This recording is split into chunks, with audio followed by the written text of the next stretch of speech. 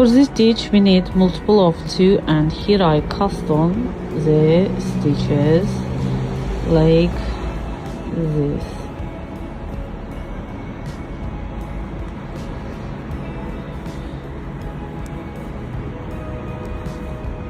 Two, slip 1, need to stitch together,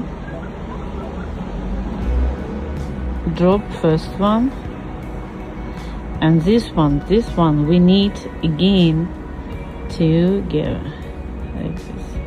We drop first stitch again and knit this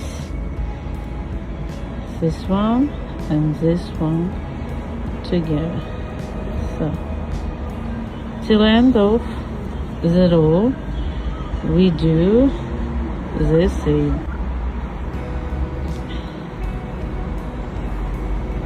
Drop, and here one last stitch. We need these 2 together. After this one I purl this stitch. This is 2 with slip 1, purl 2 stitch together, drop first one, and with this one we purl new stitch like this. Again purl 2, drop first stitch with this one, and this one we purl like this. Again we drop stitches and drop again stitch. Here we have last 2 stitch.